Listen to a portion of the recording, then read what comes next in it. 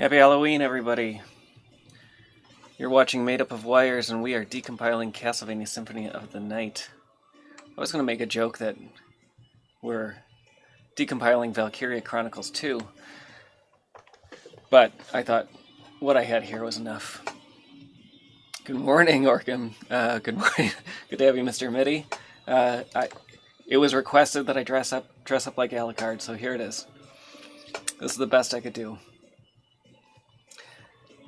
If you're not familiar with the Castlevania Symphony of the Night decompilation project, you can go to soten.z.dev, where you'll find a link to GitHub, where you'll find all the code that we've decompiled so far. And you'll find a link to Discord, where we're chatting about various things related to decompilation. You'll also find the status of many of the overlays that we've been working on so far. I'm going to get my environment set up a little nicer before I get started. A few things to talk about, and then we'll find something to decompile. Thanks. I hope people recognize who I am. You go out these days, nobody recognizes Alucard.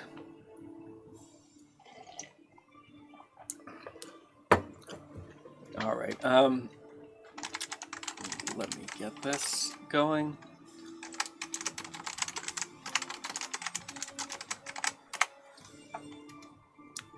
Yes, exactly.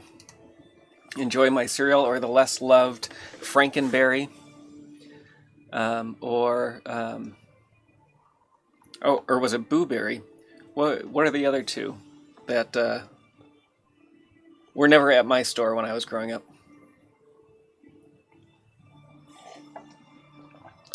I didn't do a good job with the overlay. I was gonna make sure that I wasn't in the background, but here I am in the background as well. So yesterday we were decompiling this function from, and let me see if I can undo my edit here. We're working on this function from the Fairy Familiar, and what happened was I was using the decompiler provided signature for get target position with distance, which then forced another variable, and it was picking up this, the decompiler picked up this variable from just register usage. This A2 register was being used, or A3 was being used elsewhere. And so it ended up looking something like this. Is that right? Calculate distance. Did I get the right one? I did not.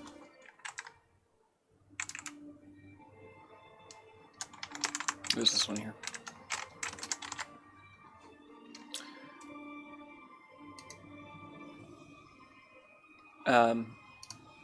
And so with this extra argument, that's what ultimately was causing the issues with the registers here. This is a little different than what it was.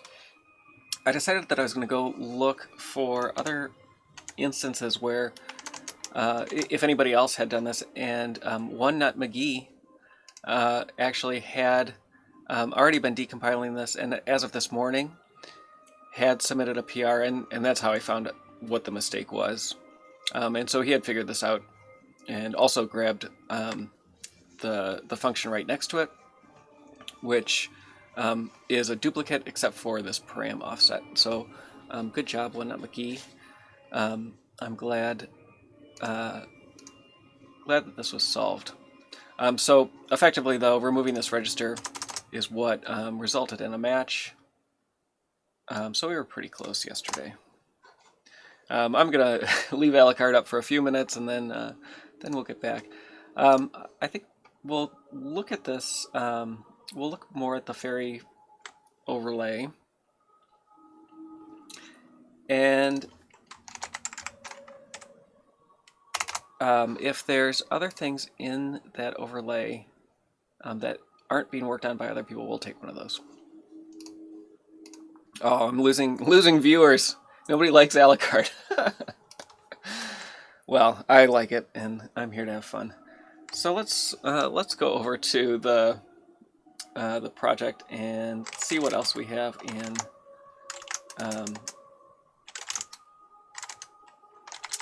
in the fairy overlay.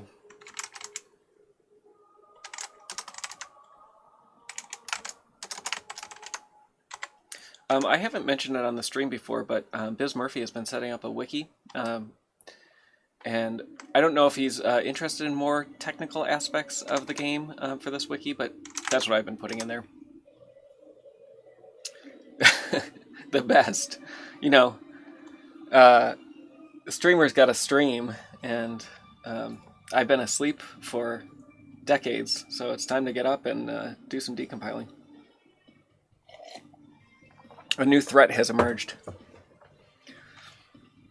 All right, so we're going to be looking for .s files, just like we used to. Remember when we used to look for .s files?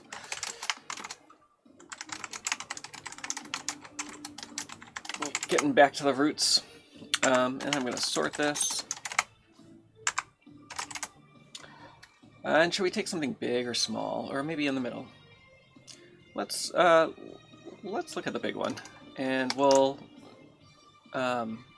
see if anybody's worked on this, and then the big. We'll check to see if this has been started by anybody, and we'll find one that hasn't been started. I do a really poor job, I feel like, of checking these things beforehand. So let's change that. Oh, nobody's worked on it. Good. All right, so we'll start with that one.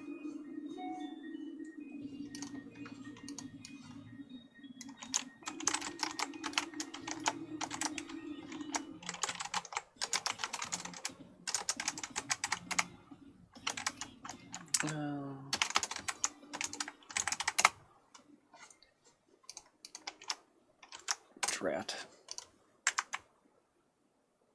Let me reestablish my SSH session and see if my script is working now. There we go.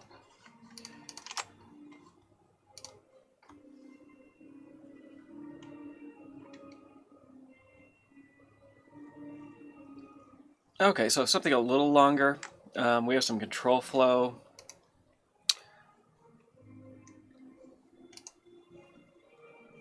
That we'll have to deal with, but nothing overly complicated. A bunch of variables that we don't know, a function. So let's get these function signatures fixed, and then we'll go on from there. Oops. So first is movement allowed. Now when my camera freezes today, I can just flip back to Alucard. So it looks like a pretty generic function signature. Let's see if that's... so in this case, the decompiler thinks that there's more to it than just these this argument. And again, that's because it's the compiler had used the A1 and A2 registers, and so the decompiler is just basing it off of that. By not having the signature, it doesn't know that those weren't arguments. Yeah, likely the avatar will freeze. If the audio is clipping, let me know. I was reviewing yesterday's video and the audio is really quiet, so I boosted the gain a bit, but I don't monitor while I'm streaming, so I don't know. Good. All right, so let's go through these other ones. I think I'll take some time in the next couple days and try to refine this setup a little more. So I'm going through and seeing if any of these have been defined already. This 979 8A, that was the one we saw yesterday. I think it was a byte array. I have any Space Ghost fans in the in the chat. I have this. This is my like Space Ghost is mad at you during the interview pose. I didn't animate that one though.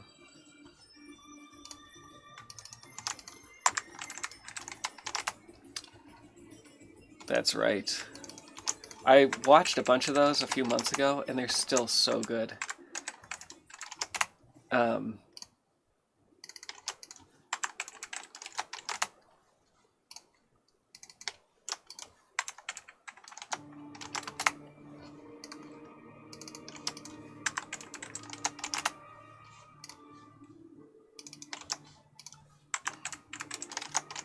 I think the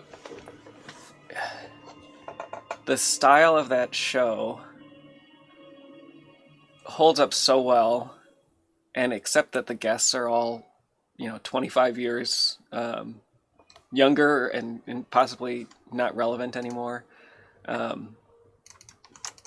they everything else works. It makes me a little jealous, like from a creative perspective, that that such a thing exists, but nobody knows about it anymore.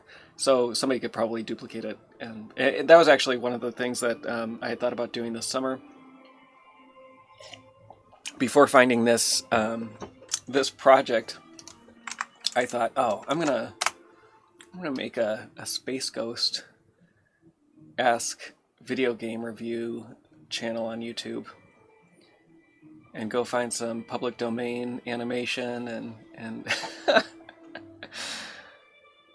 I thought that would be fun. Really, it would be only amusing to like 7 people, I think. It would get like a cross product of, or cross set of Space Ghost fans and classic Game Room fans, and maybe that's it. Alright, so we need to find this one and include.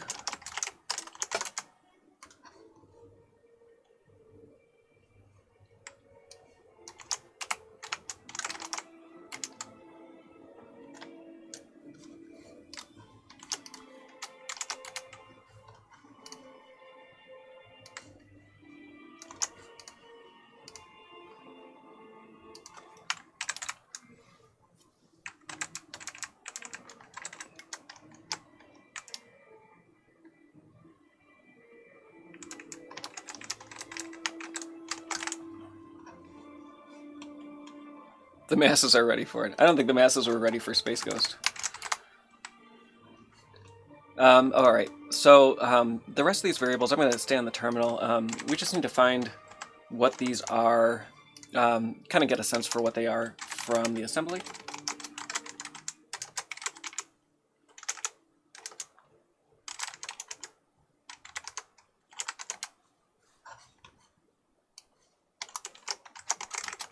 Oh, it looks like the header hasn't been pulled yet. I wonder if these headers... I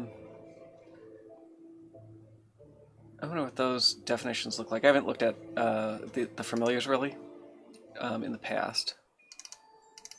So it'd be good to learn more about these. This looks just like a single short, but it actually, this may be an array, and so we could keep an eye on that. These are accessed independently in this function, but that could be actually, yeah, it's getting a reference taken and then some offset of size E. So it looks like these are 14-byte structs, and I wonder if we can tell where the boundary is, obviously. No, not super obvious. So let's see if there's 7 of these values. 1, 2, 3, 4, 5, 6. Nope. Our 7th would be here. And are we using that as well? And we are.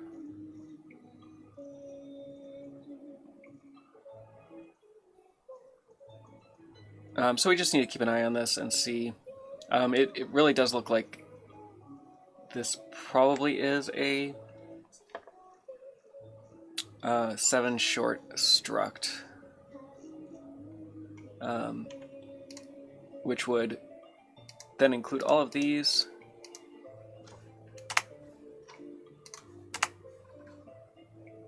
And then finally we have this one.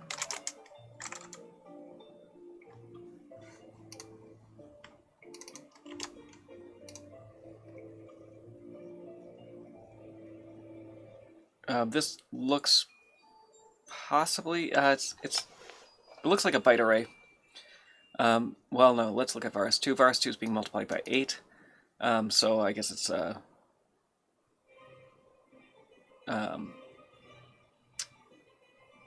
some 8-byte value. Oh, and we could tell pretty easily by looking at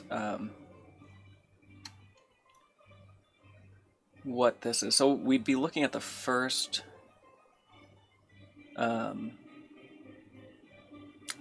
word in that 8-byte struct, which may be, because it's being split into two 32-bit parts, two 16-bit parts in the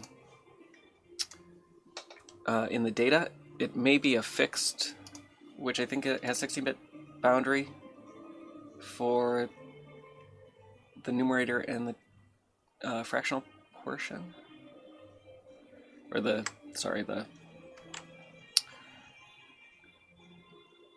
whole number and fractional portion. Let's look at this and see what the signature is there.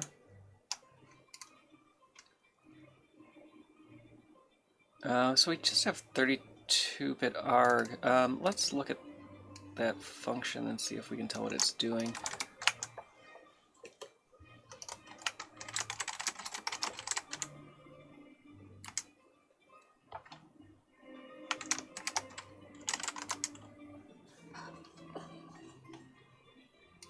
Not really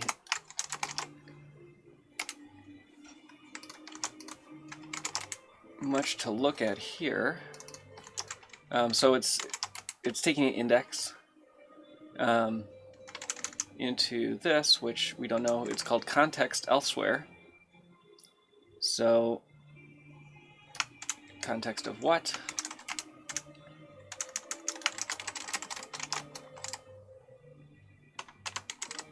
See if this is defined here. And okay, so this is just BSS. We don't know specifically what it is. All right, so we have some pair of pointers, it looks like, that are going to be stored here. This could be a pair of pointers, or it could be that we're just offsetting two.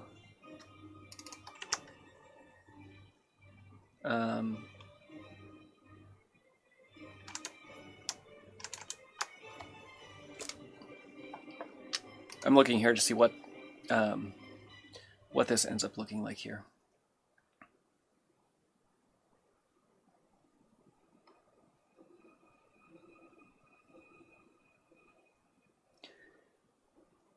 So let's assume that this is a just an array of 32-bit values.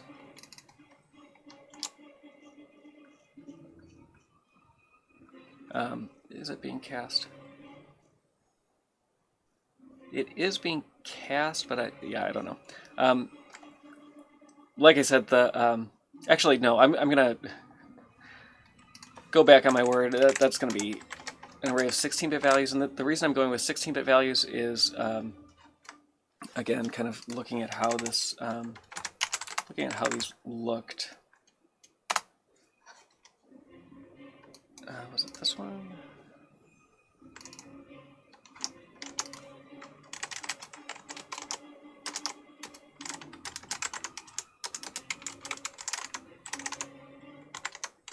Knowing that these are an index into something else, and that's why it's kind of nice to go back and see how those are. Oh, this was there. How these are being used, how the values are being passed. An index of 5 makes sense if these were combined into a 32-bit value, and this is way up in the upper 16 bits.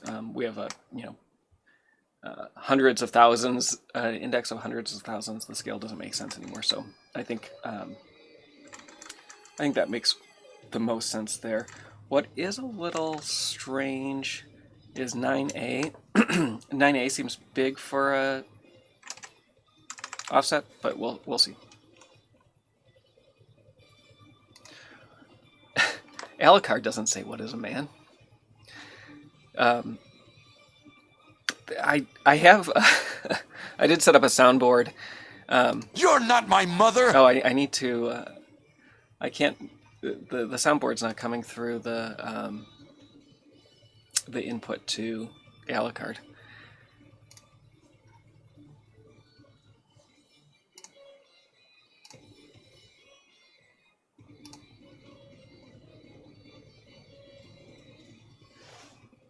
I do need to turn off the monitor on that too. It's too bad that yeah, I don't have it. I don't have that routed through the animation.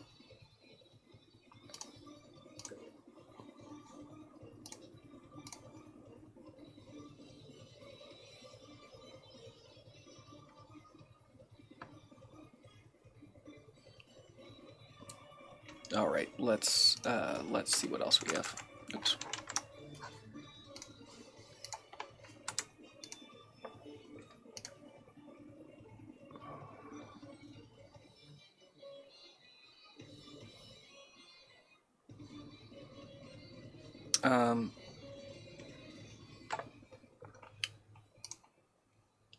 So this one I decided, I think that I was going to make this a short array here, and then we're going to have to go through and update or a struct. We'll make it an array for now. We'll have to go through and update everything down below with what those correct values are. No, it's going to be an array of 7 shorts. So we'll say S16 and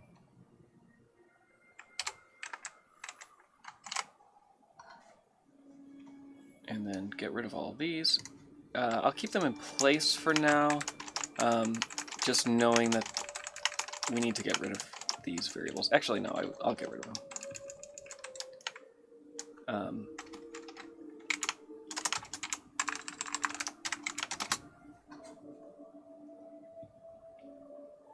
Where are our question marks? Oh, and this 798. I'm going to open up. Oh, we can look at that here. 798 was an array of. It looks like just a byte array.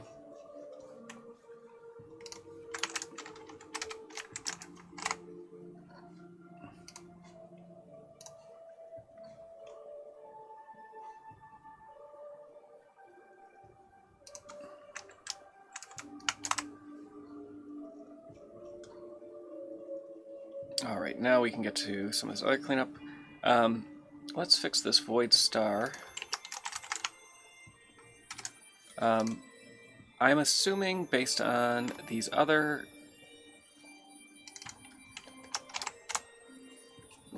other functions that this is going to be an entity. I don't know why we can't, why the decompiler couldn't figure out that this was an entity.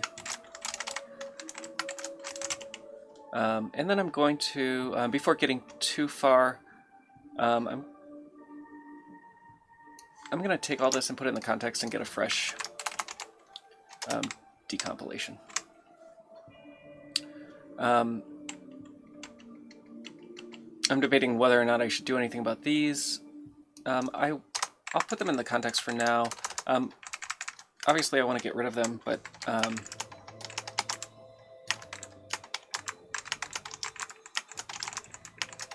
if it makes the decompiler happy, it makes me happy.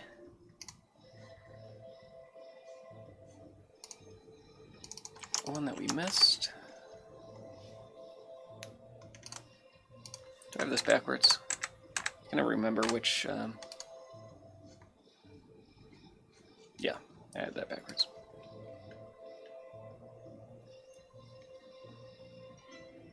All right, so this is likely cleaner, possibly compiling. Definitely much less error. So we have one variable that the decompiler couldn't figure out. So this we saw this a couple weeks ago, and it was it's always fun to find bugs like this. Whatever this vars3 variable ends up being, likely as a pointer. Here, though, it's just being assigned a value. So it must be a flag of some kind. What this is saying is we're going to be using this variable before it's ever assigned. And so the decompiler is kind of calling that out. However, it's possible that it is a pointer and being used for something different than down here. Let's see. Effectively, that's what's happening, though. This value is uninitialized, and so whatever happened to be in register S3 when this function is called is going to get used somewhere, and we need to figure out where that is. If we pull the PSP version of this, it's pretty likely that this has been fixed because the MetroWorks compiler would scream about that.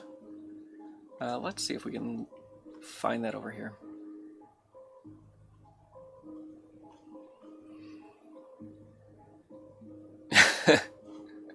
That would be nice. I had a failure this morning that seemed like just a GitHub failure, and that's kind of what I thought in my head. What?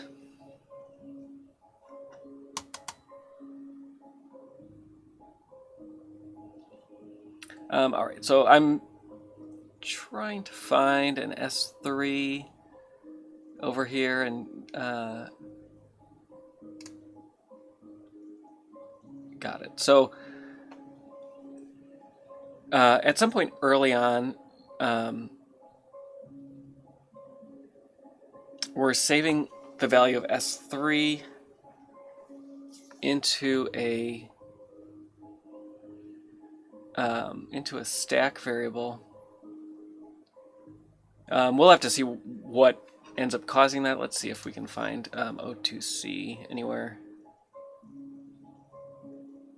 where that might be being used. Way down here, around this symbol.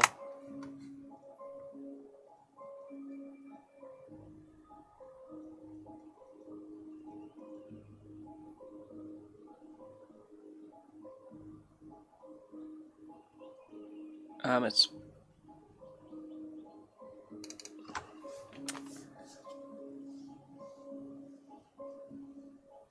possibly this. No, it's much further down. I'll come back to that. We don't have to worry too much about it right now. But it's something to note when we eventually try to get a match. That should have gotten rid of any reference to that. Oh, no, we still have. So there's a few other places where this is being done. Similarly, I'm just gonna get rid of these for now, and then we'll come back to them.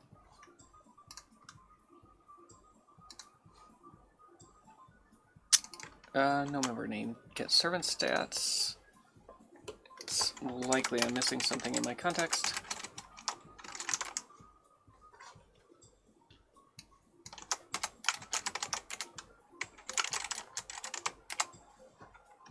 So we're 3 functions up from cd sound command q empty.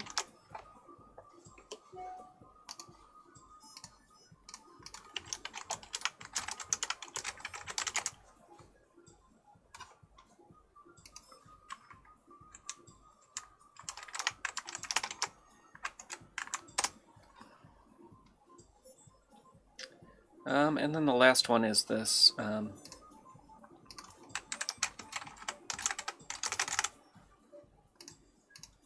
unknown 2 on line 154.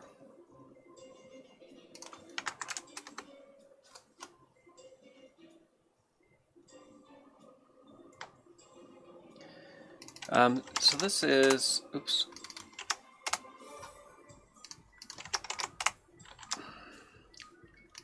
Come on, copy buffer. All right, so this is just the first index, not the 0th index, but the first index of this resulting address. There we go. 74, not bad.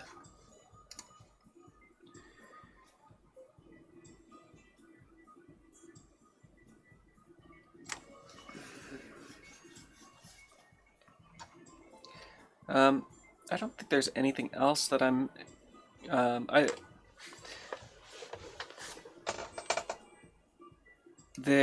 so we need to go through and find the symbols that are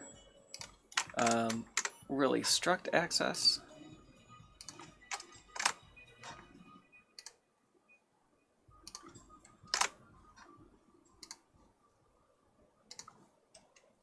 Oh, and GPlayer doesn't have. Oh, is this not a?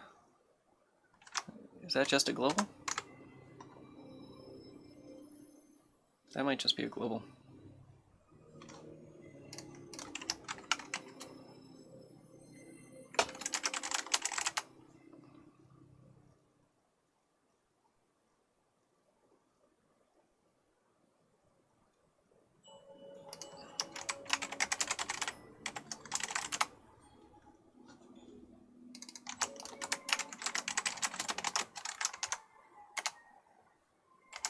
No, I don't see it as a global.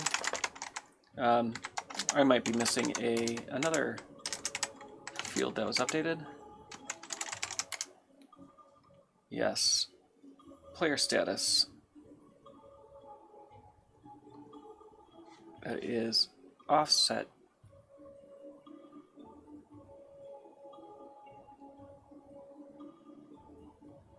Offset C, it looks like.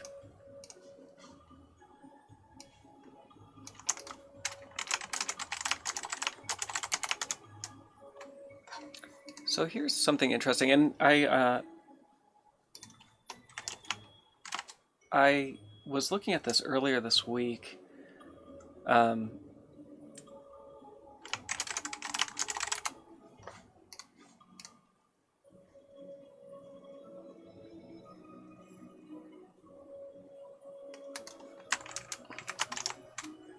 So this was changed recently to use the enum type for this particular field. This has some interesting implications which may not be super relevant for SOTN, because when we're compiling, we're always checking this against known good values for all the compiled objects. We're pretty precise everywhere about what the size of the member of each field is, but enum sizes are implementation dependent, and when you need structs packed a particular way, you run into some issues here where on a 32-bit platform, for example, all of the values fit into 32-bit, so it's likely that this is going to be a 32-bit int. However, on 64-bit platforms, what value is this going to end up being? And it's not clear. If they choose to use an int, the top flag is set, and so they could fit everything into an unsigned integer type and keep it as a 32-bit value. But because the top bit is set, if the compiler wants to continue to treat that as an integer instead, a signed integer, it would have to promote it to a 64-bit value. And now everything lower in the struct is going to get shifted. And so if you're concerned with how this structure is packed, you might run into issues. So I was looking at this not for player state status, but for another enumerated field, and I specifically set the you can set the width of a field using this notation, and this works fine in older GCCs. but modern compilers don't allow you to do this, and so it basically changes this field to what's considered a bit field. And even though it's 32 bits and aligned just like an integer would be aligned, or uint32 or int32, modern compilers will say I can't take a reference to that bit field. So it's kind of a tricky spot to know what to do.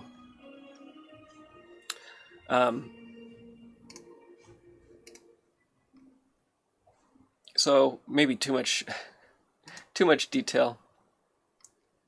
Oh no, what did I break?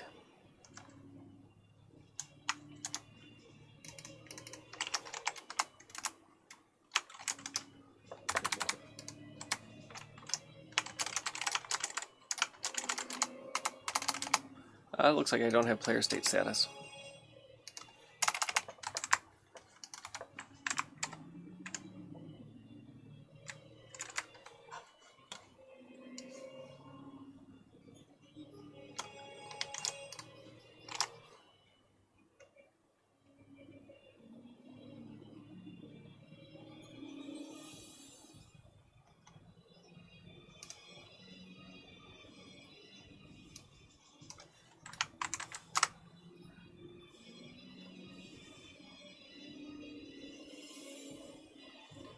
Three, 7, 4. What are you unhappy about, compiler? Yeah, that's right. Nice to see you, Halkun.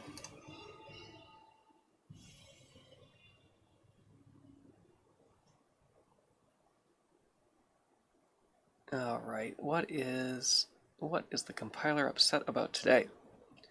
4374. What is happening on unknown 10? I don't see anything particularly egregious.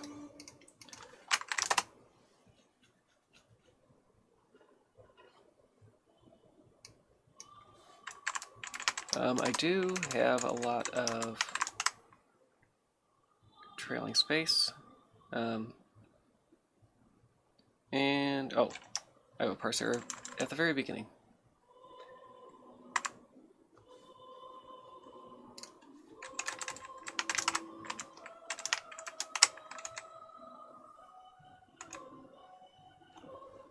Ultimately, these values don't make a difference in decomp.me. I'm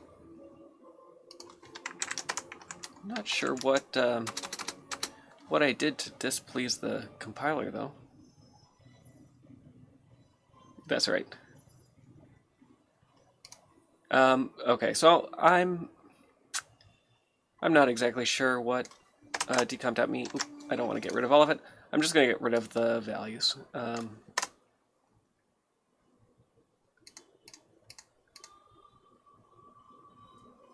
Okay, come on.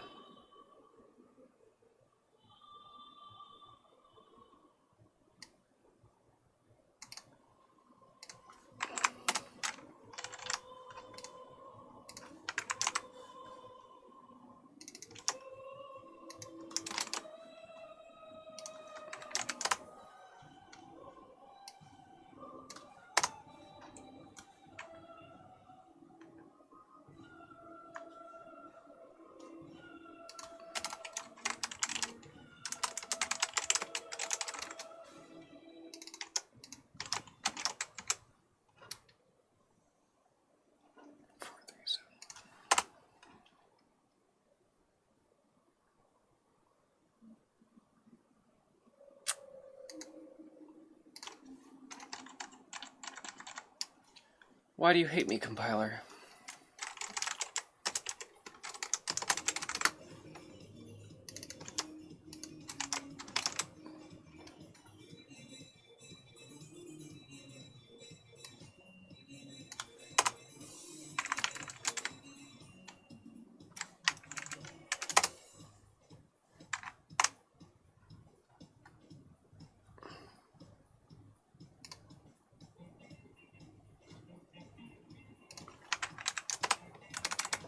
Oh, what is going on? What is going on?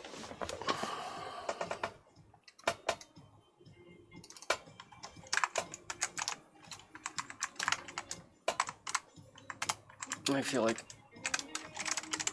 a cruel joke is being played on me.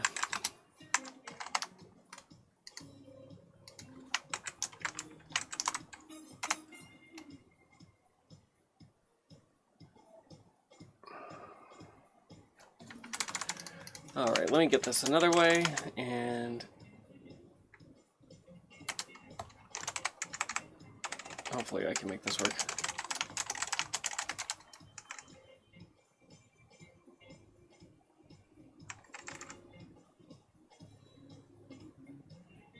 These are not usually the problems that I want to be solving. Drat.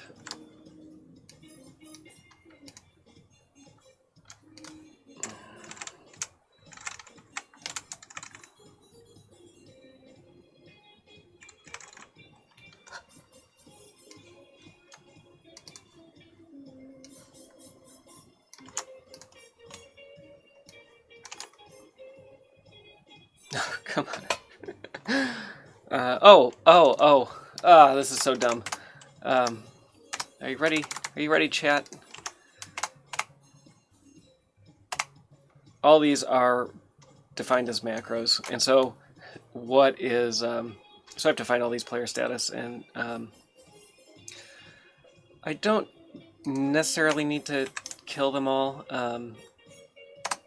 but what's happening is they're macros, and so those macros are being expanded, and basically they're being expanded as not identifiers. And that's what happens when you don't rebuild your context, but just decide that you're going to wing it and copy and paste.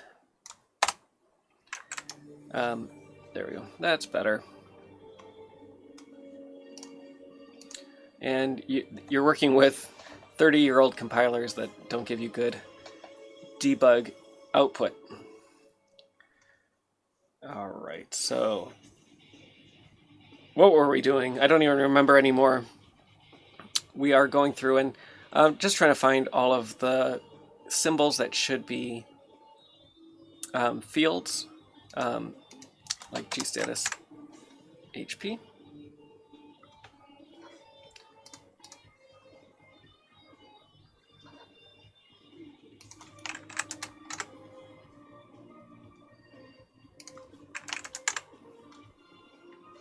So I'm going to look for gplayer underscore. And for the most part, all of those should be replaceable with a dot. So I'm going to go with that. Player step, likewise. Anything player.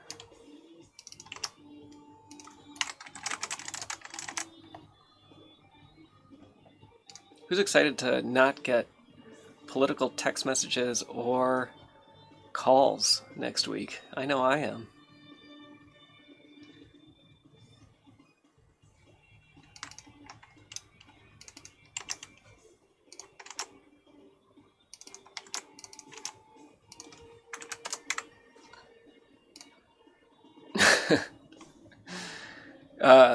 For those old enough to remember, it used to be that a text message would cost you if you didn't have a text messaging plan. I was cheap, always been cheap. So I'd be out a fortune right now in received text messages. It never made sense to me how, as the receiver of a message that you can't control, that you could be charged for such a privilege. But the phone companies didn't care. I know. It's so crazy. There's so many times I thought about revenge on somebody by sending them automated text messages through some email gateway. I never did it. I never did it. FBI, SEC, FTC, any TLA. It wasn't me. It was that guy with the reverse name of mine. Alright, so I'm not seeing anything super obvious in terms of cleanup, so I think we can start going through and getting rid of variables. Temp v1 seems like it seems like it would have been a nice variable to get rid of, but it looks like it's just this masked masked fields that we don't know what they are yet. So we will just call that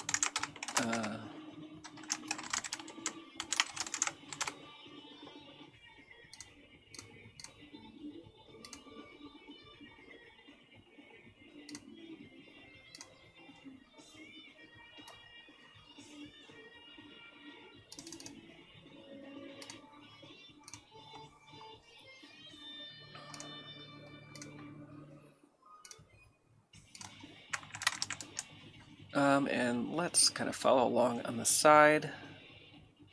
If you're new to decompiling Castlevania Symphony of the Night and haven't used decomp.me before or seen it before, we're editing C on the left. The middle column is the assembly that we're targeting, and the right column is the assembly that we have. And we get little notations here to tell us the differences. When we are just incrementing something, usually we don't need a temporary variable, but occasionally we do.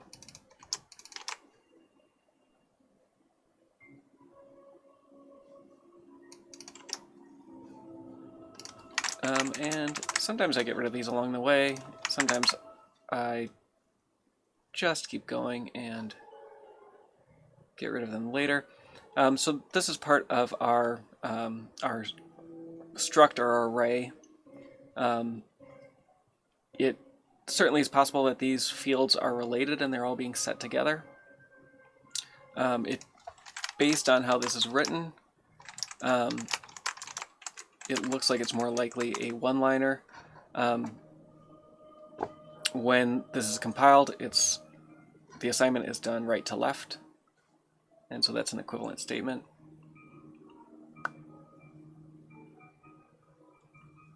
And it looks like this is just kind of clamping,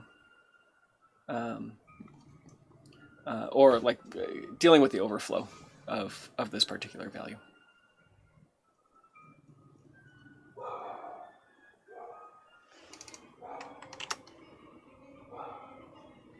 Here we have another increment. I was reading last week about MIPS, and I didn't realize this. Let's see these instructions here. We can look at those on line 42. I want to spend a little more time reading about this as well. So we're pulling this variable and doing this increment, and then it was originally being assigned down here. I didn't see that it was also being used down here, which isn't terribly important for what we need to do at the moment. But it seems like on many of the MIPS processors' load instructions, not that they would have a delay slot like a jump or a branch, but that those values might not be available immediately for the instructions which follow. I feel like we see a lot of cases though where it's used right away, and maybe not. I'm looking at these like loading the address here. It's not this A2. Oh no, this A2 is used immediately, but it isn't in the final compiled version, or the one we're targeting. Yeah, it didn't necessarily ring true to me that we don't see that pattern, and it's possible that that was only particular MIPS processors that you couldn't rely on loads right away.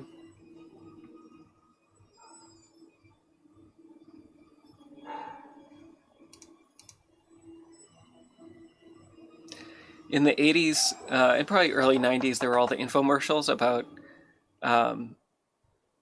how you could get items sent to you COD. That always seemed crazy to me. So somebody's going to deliver me something that I didn't pay for, and then I'm supposed to pay the delivery guy when I get...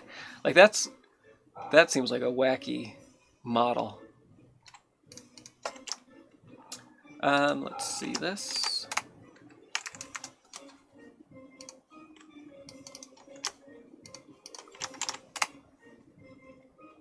So this is inside of this, this group of 7, excuse me. But we're offset by 1, 2, 3, 4.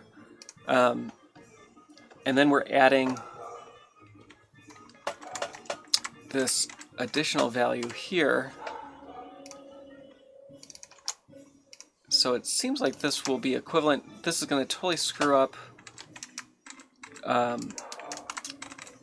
the immediate values.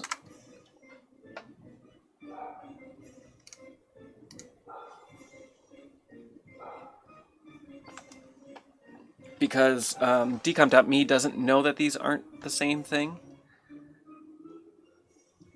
And unfortunately, I don't know.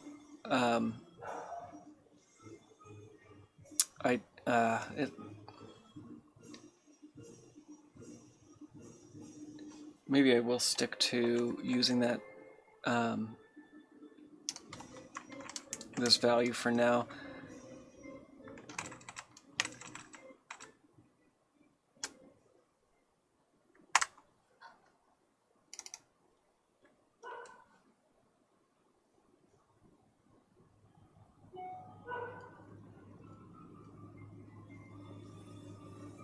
This whole thing is a little odd.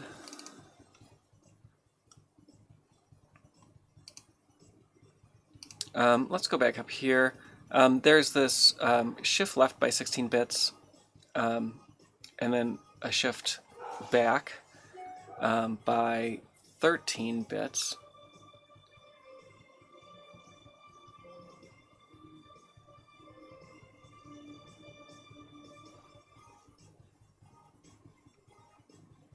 In the original, we're loading this value, which we got rid of. Let's try to combine these, the increment here with the shift, and see if that makes a difference.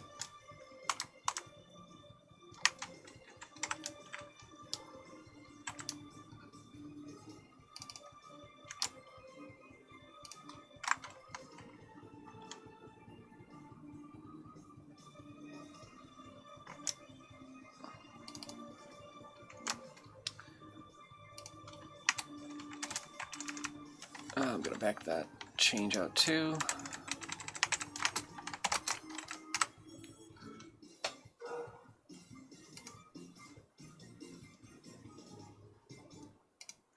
Okay, so this is, we don't need this increment here. And that looks like that works out.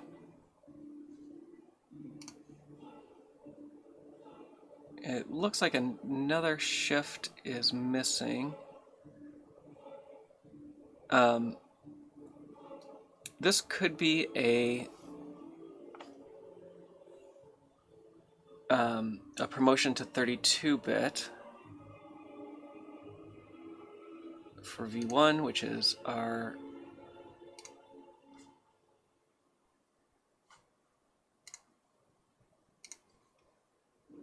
$14 here. I'm going to move this over a little bit to see what. So this line 43.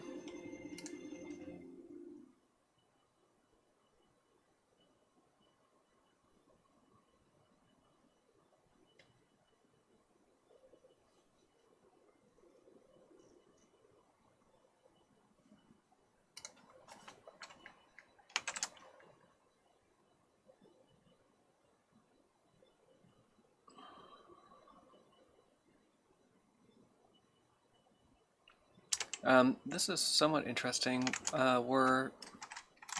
Okay, so this is just doing the shift left and right as well. Oh, because of the +1 maybe. We get a slightly different value here. It's not clear to me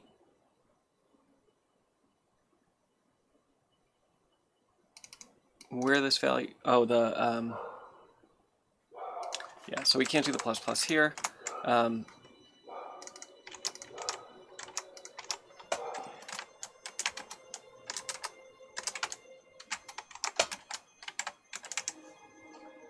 This isn't right either. Sorry. It almost looks like this is being coerced from a 16-bit into a 32-bit and then back. I'm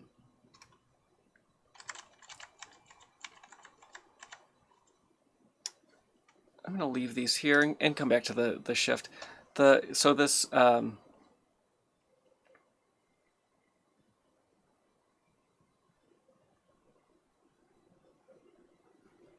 it definitely seems like this v1 is being used again.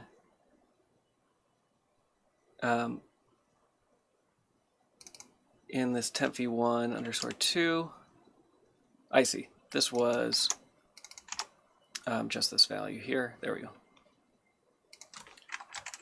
We got it. Oh, interesting. It wants the cast.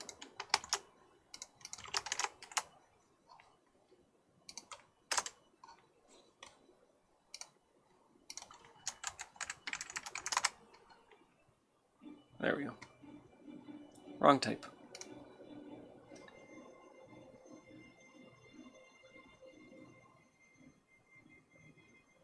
All right. I will kind of look along the way. Everything down to line 67 is matching.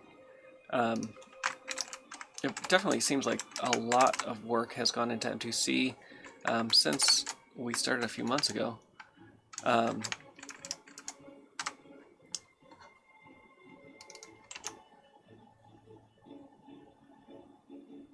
These matches all seem much better than I remember them being.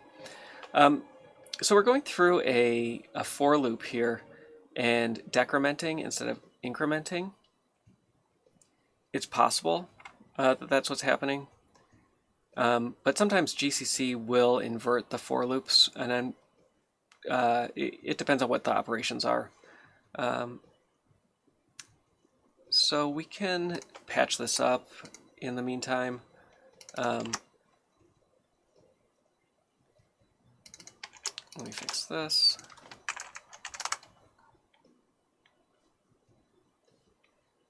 And I think we have the same thing here where this value may look unsigned. I think the decompiler gave us that.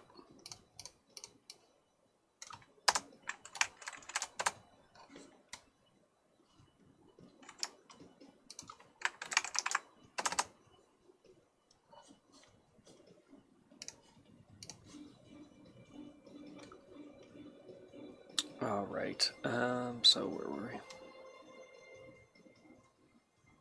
Somewhere down here. So we have this pointer at 30C. 30C is again in this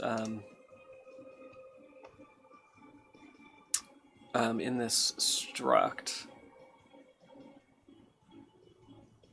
and we're taking we're just going to be setting the value to 0 over 4 of these. So this tells us as well that the size of I was going to say the size of that is likely 4, but this is just a pointer to a 32-bit value, so it's just showing us the last 4 32-bit values in that structure.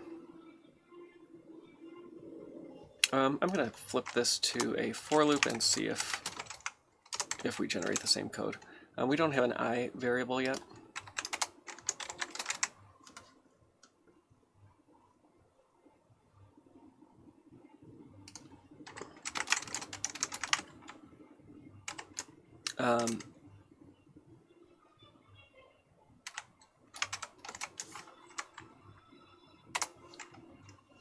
It does look like we probably can just do var v0 plus plus equals 0.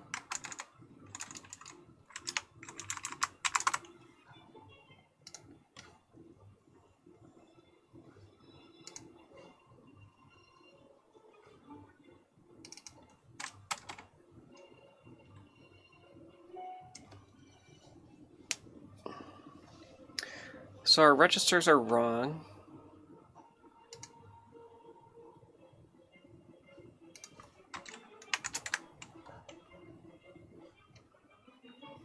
But everything else is right. So I'll stick with that for now, and then we can come back and see if those registers have cleaned themselves up or not. This is somewhat interesting as well.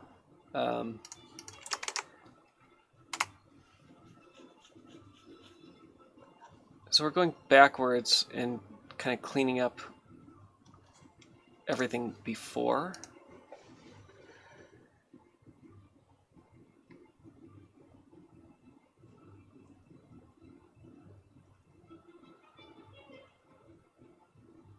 Just a little different, I guess. All right, and so here now we have finally gotten to something that needs fixing, and we're doing array access here.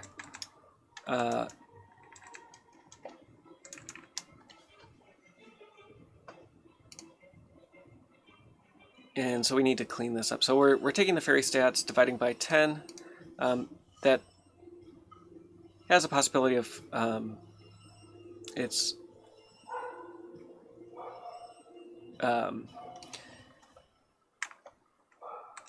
own problems, but we have this. I think we have the size of this right. So let's just index directly into that instead of the pointer arithmetic,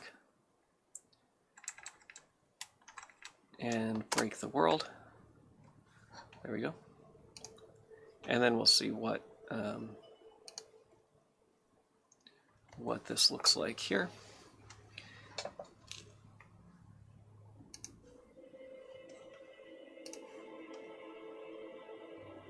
So the magic values are from the division. The shift right is not necessarily... so that's wrong. Oh, this is likely mod 10 and not divide by 10. And this is an array. Oh, are we looking at the 0th index there? I thought this was an array. Oh, so it's the first index of the previous address.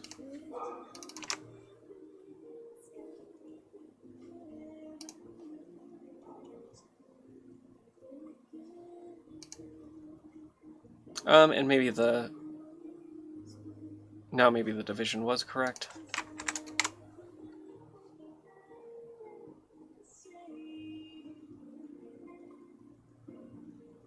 No, I'm going to stick with mod. And let's see what we have.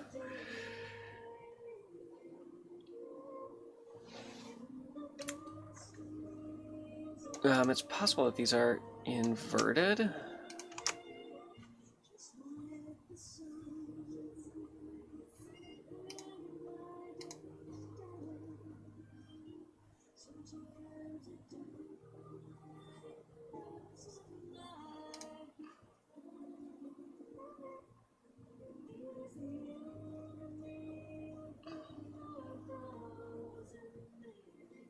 The RAND call is happening earlier.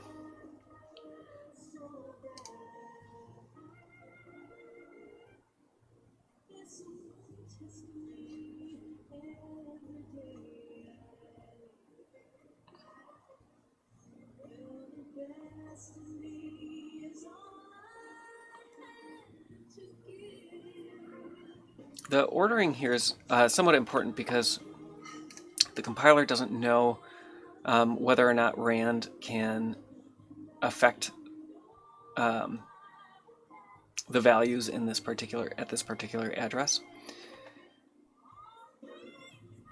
So in ours, RAND is being called second. I had assumed that the right side was evaluated first. But maybe that's not correct.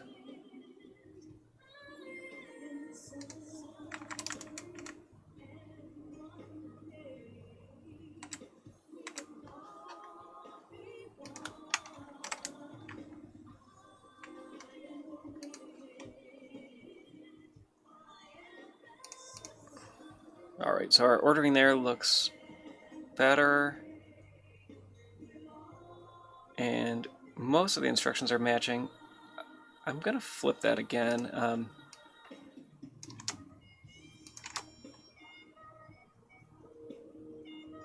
But that doesn't help. Let's see what else.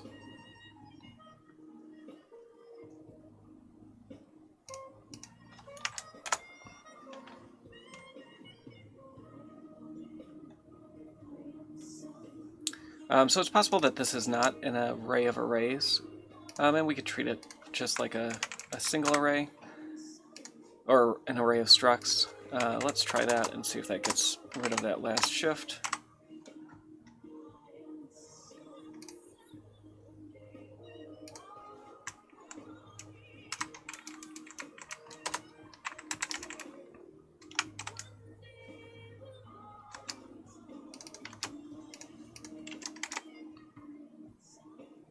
Oh, was I got rid of the...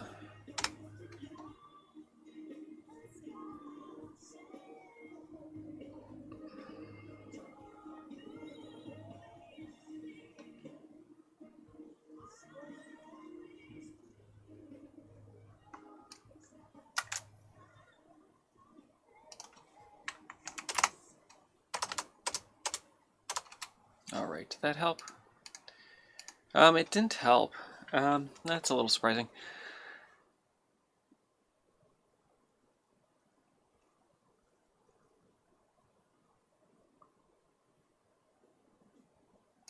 Let's see what A0 is.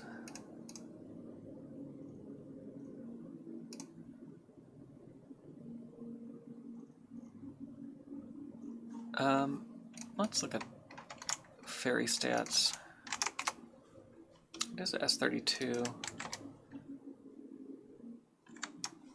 Okay. I'm not sure what's introducing that shift at the moment. But we can come back to that. It's relatively close.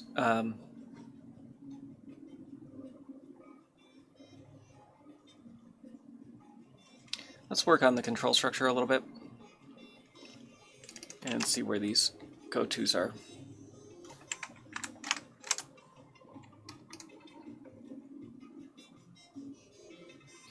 So this is similar to what existed yesterday as well. The optimizer is trying to find sets of instructions that it thinks are very similar and then combine those into the same code and doing it. It's decided that the jump to similar code is cheaper overall than reproducing that code.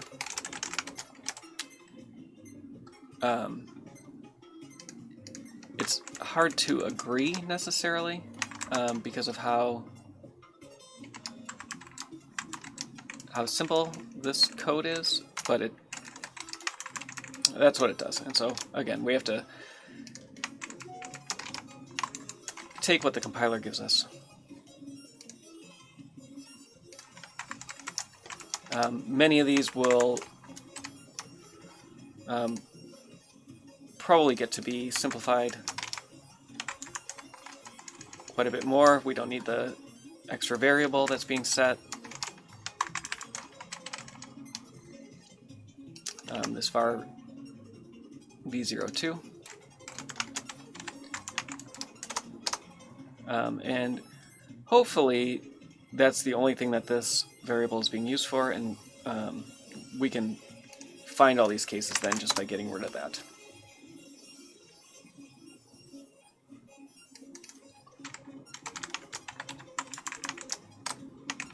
And I am going to look at just peaking. We're at 78.7. I want to make sure that when this is done, we're not too far off that.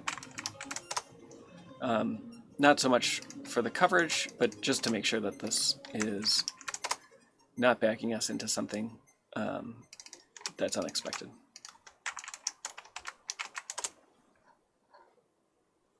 And yeah, it's better, which is what we want to see. It's not not that I expected that to be significantly better, but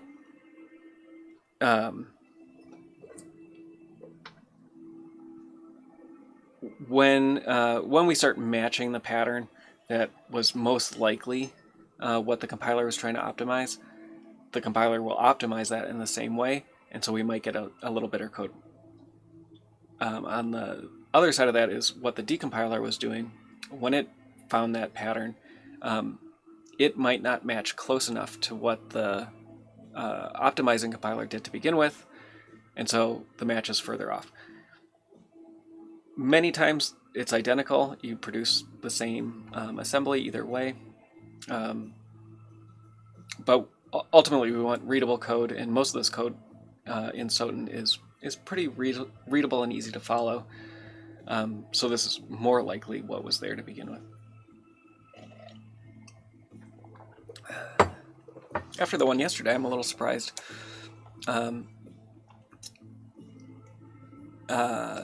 Not at the complexity necessarily of this function, but how it ended up working out. So here we have an interesting go-to, and this ended up, this was in yesterday's function as well. We're just falling through, and so this is going to happen regardless. When the C code is compiled, though, it may have been that this fall through was the condition that it decided to take first. And so in the assembly, this might actually come later. I'm not going to mess with that at the moment. We'll come back to it.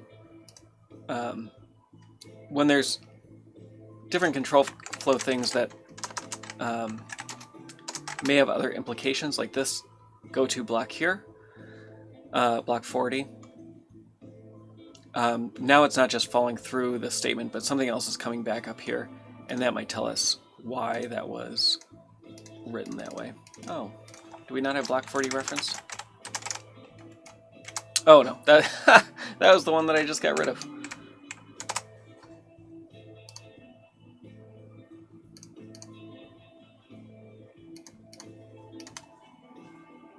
Uh-oh, there's a man behind Alucard.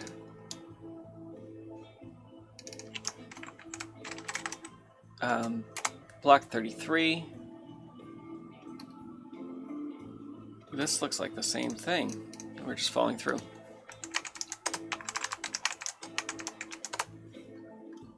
Great. So now I'm a little more comfortable getting rid of this because there's no labels above. This is nesting relatively deeply, and I would like to look at what the implications of not taking this branch are. It could be that if the entity ID is D3, we're just going to return, and that is the case. So I'm going to start reducing some of this nesting and see how much of this becomes simpler to follow.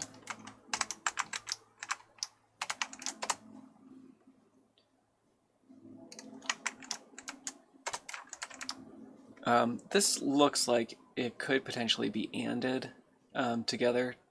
No, it can't. I'm sorry. Yeah, it could. It could.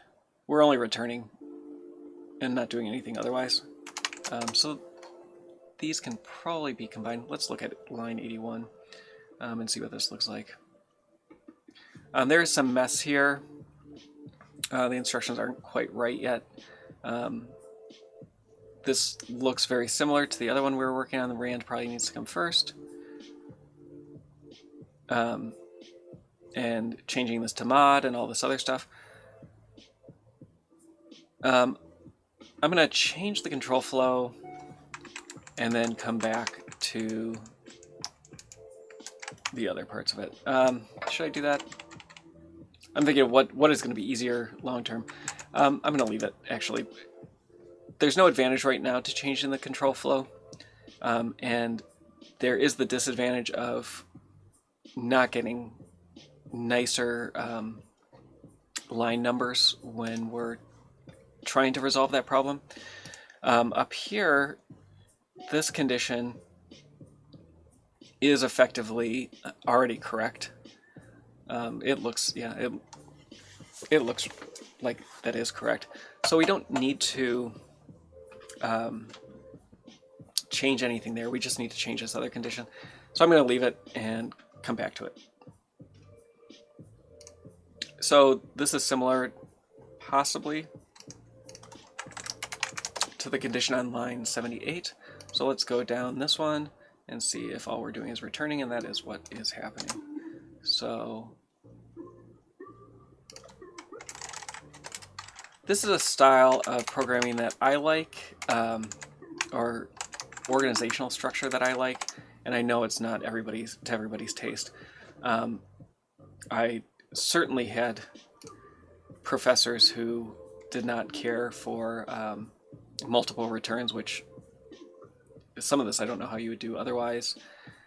To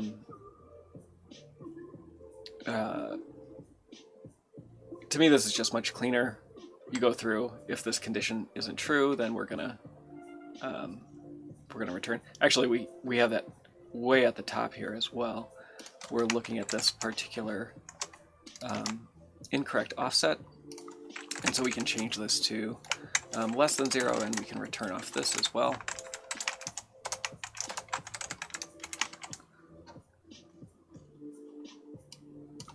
So then this ends up being a relatively flat function with not a whole lot of nesting.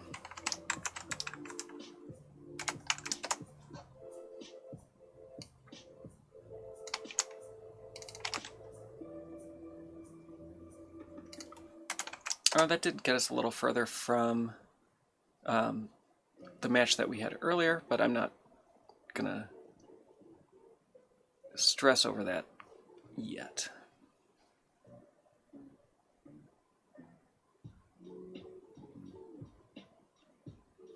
Here on line 80, I'm just kind of skimming through and seeing what this might be. There's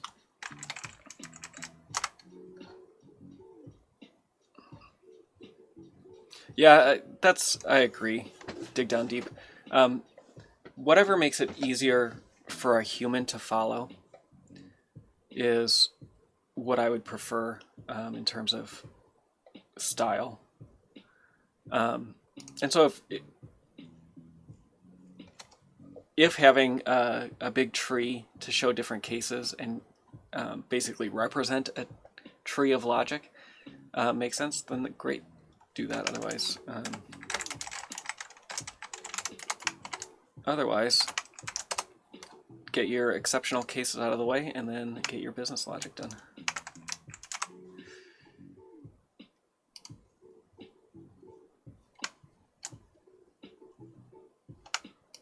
That is just my opinion and not endorsed by any group or organization.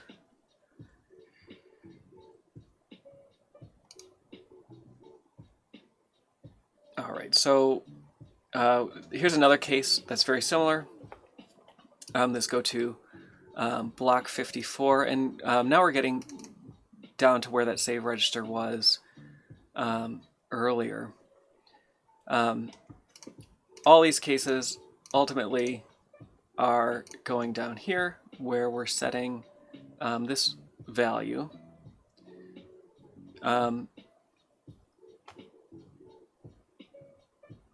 We have, I think, two options, but to me this looks like it's an else condition.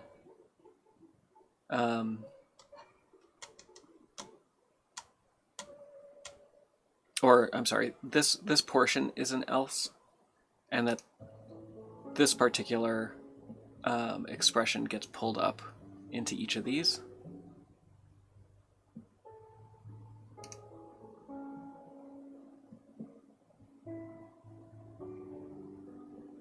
And so effectively this is just a chain of if-elses,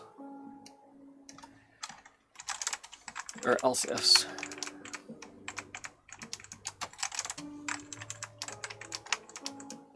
And this one I wouldn't expect to change any matching along the way.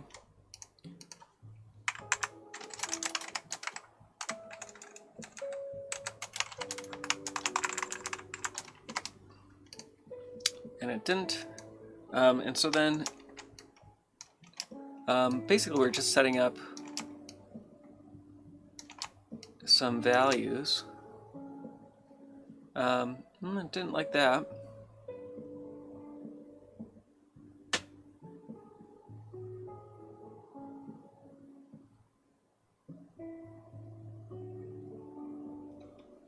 Let's look at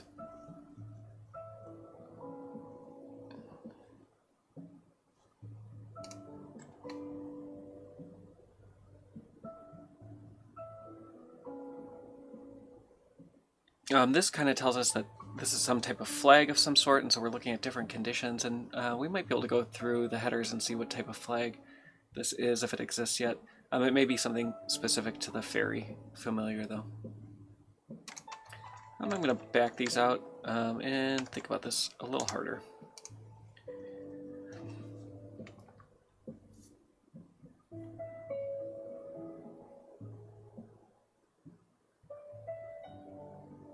Oh, that's what's happening. This also is a condition.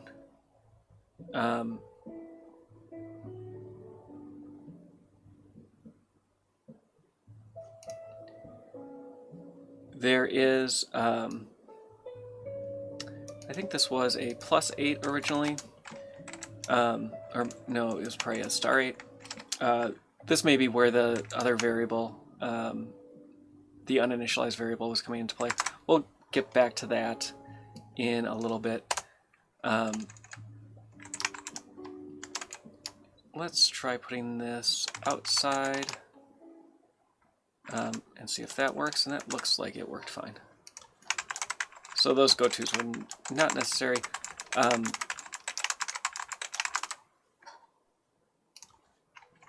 And this is why we have the... Okay, so we were missing at the beginning why we had that uninitialized value for var s3, and this is why. We have several conditions. We don't have an else, and so there are cases where we may not hit any of these conditions, and then var s3 is used with some garbage value in it. Because we don't know where these are being set necessarily, let's look it up and see. We're setting it here. It is definitely possible that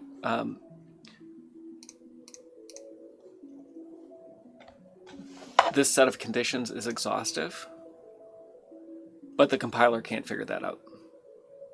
Thanks, Orcam. I don't need the 90-minute timer. I set a schedule for myself mostly to keep it in check, because I'd go all afternoon if necessary. And I know Biz Murphy is usually there with my time. Today I don't have anything scheduled though for afterwards. No, definitely not a hard limit. Some days it is. I have a big family, but basically get to set my own hours for things. And so when my family has other commitments and logistics is difficult, which it frequently is, that's when my hard limit usually comes in. 20, yeah, that's right. Marathon decomp. We're going to get it done this weekend.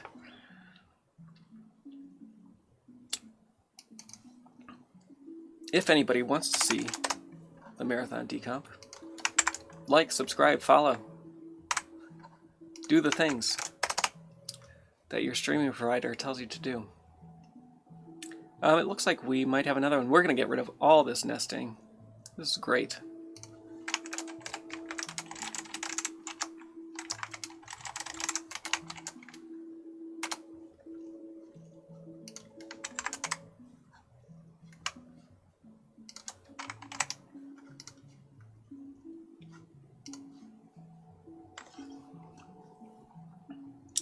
So it looks like we have a for loop here. And what are we doing? We are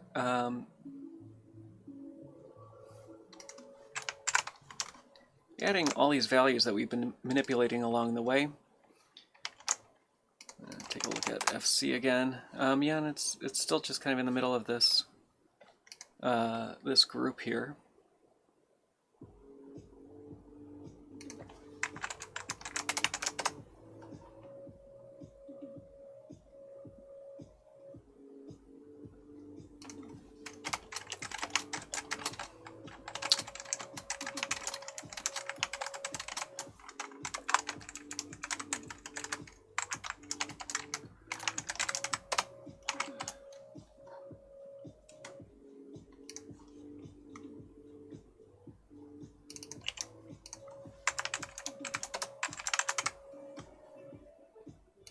I was looking a little bit at M2C over the weekend.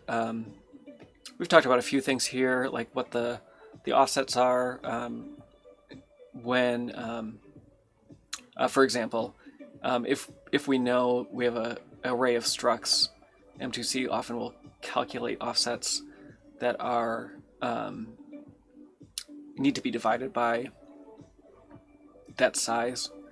And so I spent some time going through their code base and looking at it, and as all things compilers, I found it intractable. I could find different aspects. What I was looking for, I think, mostly was how do they so they decompile things into several statements that are relatively rudimentary, and then they kind of come in and look for patterns and clean things up. And I was struggling quite a bit to figure out how the patterns are defined and how to add new ones or modify the existing ones. I'll have to get back to that. It was something I thought, I have an hour or two. I'll just submit a quick PR for this. And it turned out to not be that at all.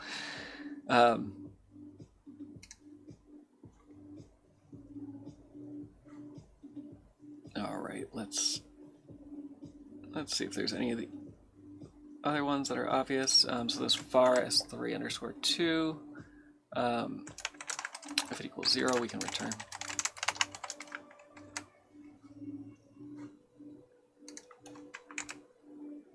Yeah, especially with new code.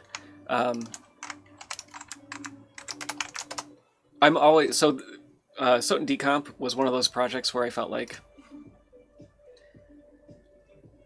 the initial change that I made, yeah, it took me longer, but it was also a change in Go, which I've only done very minimal work in previously. But it was around like ISO CD-ROM format, which I did know reasonably well. And so it wasn't that big of a deal. Most of the time, though, it's not that way at all. Like, from one programmer to the next, the way people think is so different.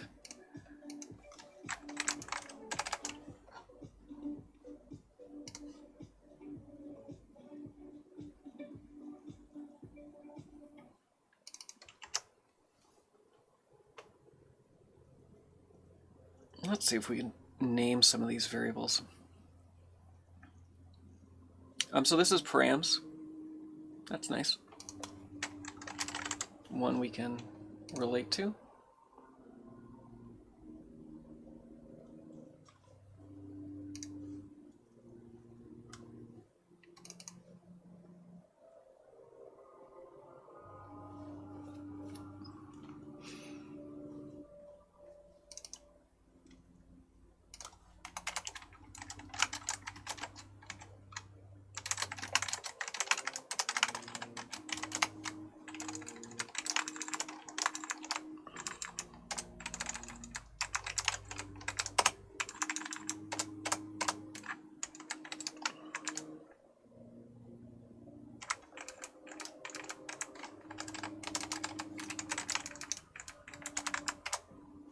I'll have to go through and try to follow these variables a little more closely, but we're doing effectively the same thing here as above. It does look like right around this cluster, obviously we're maintaining some state and then coming back and clearing that state out. This might be a good one actually to see if we can trigger in the debugger. Oops, got rid of too much.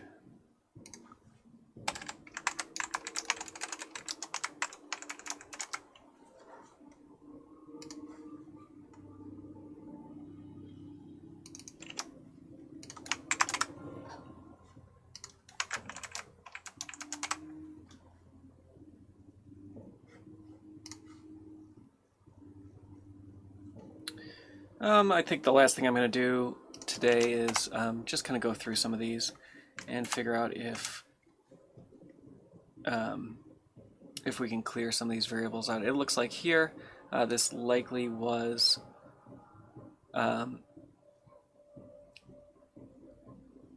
supposed to be a decrement. I'm going to look at the decompiler and confirm that suspicion. Yeah.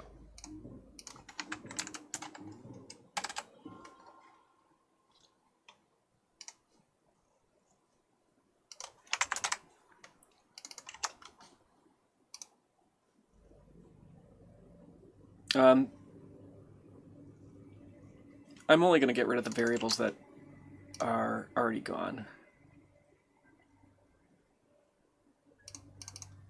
So that one, not yet.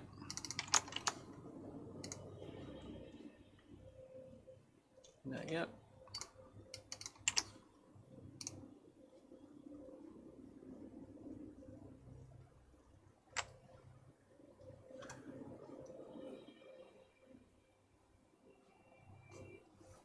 Looks like we can call this HP max.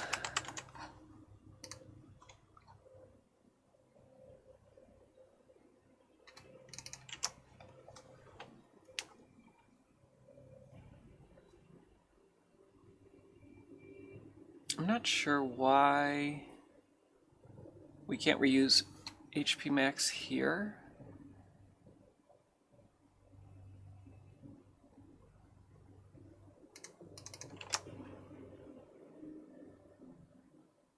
Oh, because HP max has been modified. So we need a second one. But I think we can just use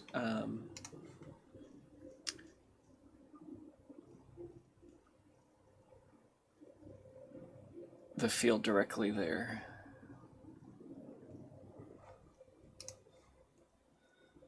Yeah, and this line doesn't even show up.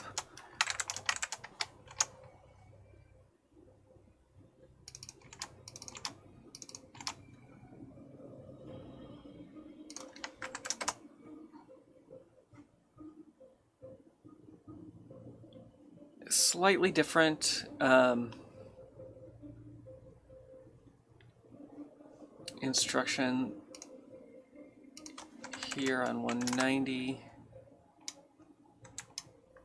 We'll have to look at what caused that in a little bit. I'm going to revert that. And we can come back to it.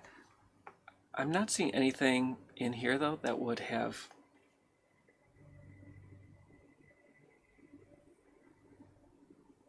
Oh, duh. The issue is here. I'm going to change this.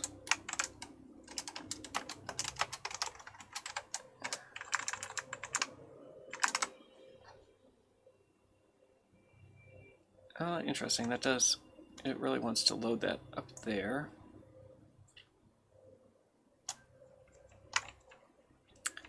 That's fine for now.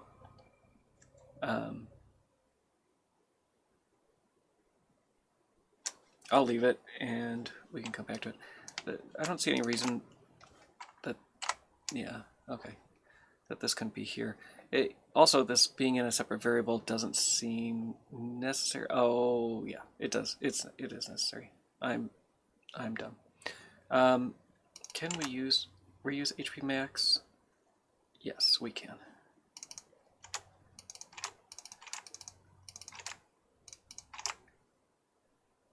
There we go.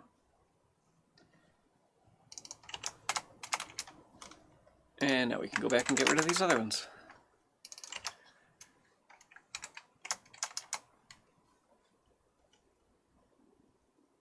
varv1 was our I here.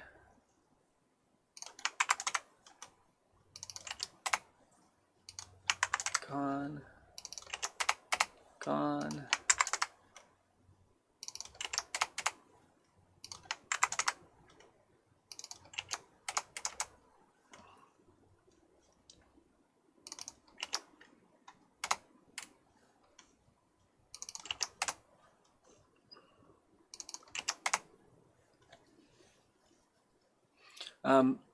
These could probably all be combined into the same variable. I don't think that there's any difference between them, and I don't think that they overlap at all.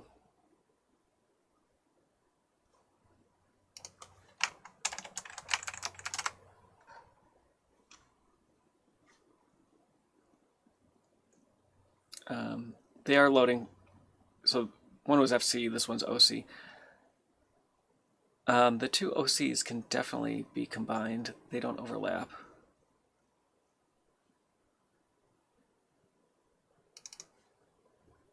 I don't know what it is yet, though, so I'll wait to give it a name until I know what it is.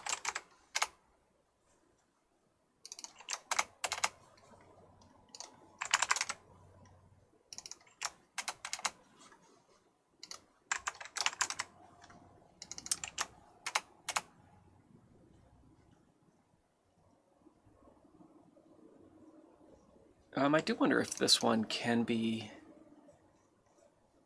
as far as 2 used elsewhere.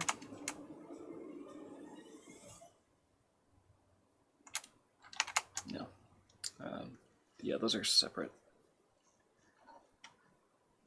All right, so I think that's all we can get rid of at the moment, easily anyway, within the time left that I want to spend today. So we have something that we're still a good 20% of the way from getting a match, but we have code that's definitely much more readable than when we started and from what the decompiler gave us.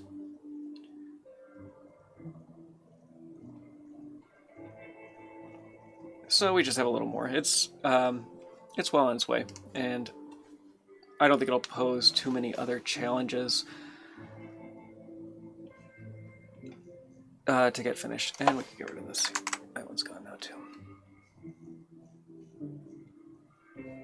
If you're just tuning in, we've been decompiling Castlevania Symphony of the Night, one of Alucard's favorite pastimes.